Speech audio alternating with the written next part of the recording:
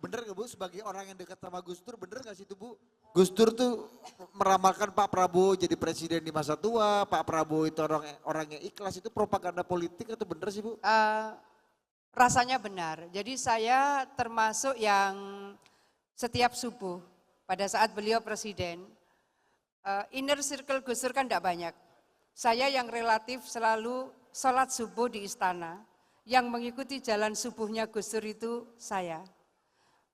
Begitu juga setelah beliau selesai dari tugas kepresidenan, saya termasuk yang relatif paling rutin menemani beliau.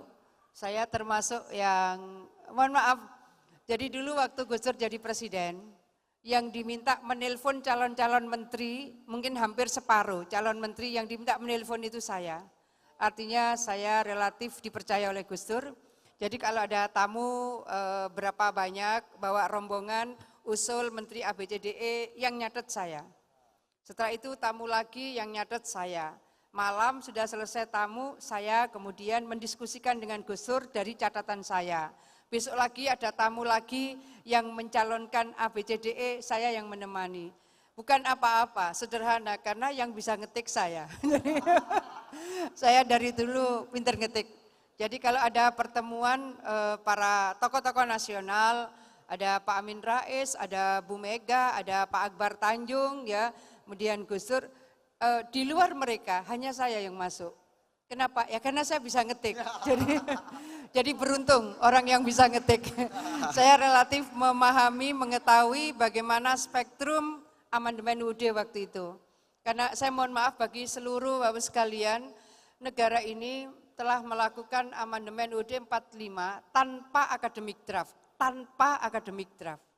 Padahal untuk bisa merubah perda saja Mbak Sita, lalu undang tanpa akademik draft, saya pelakunya.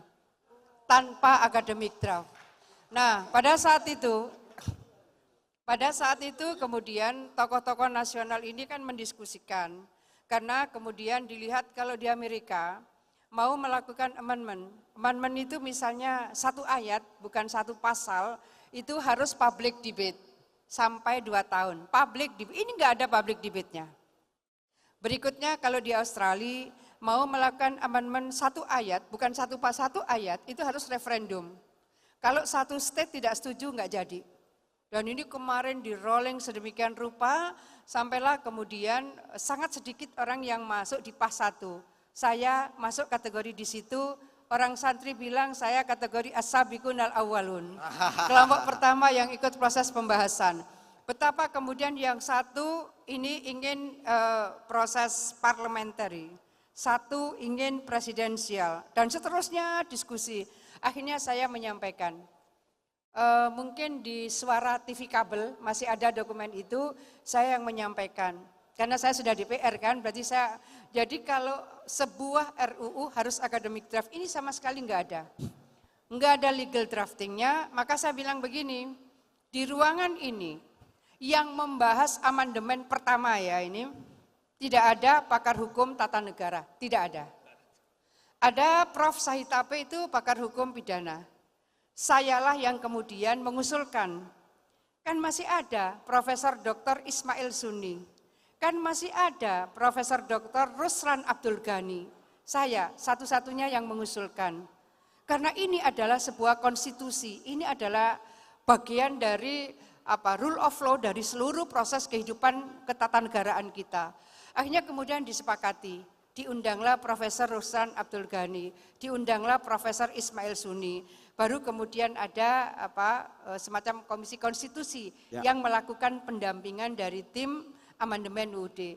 Jadi izin Pak Ketum, saya termasuk kategori as-sabiqun al-awwalun. Jadi proses, bukan kita anti amandemen, jadi proses amandemen pertama itu memang tanpa akademik draft.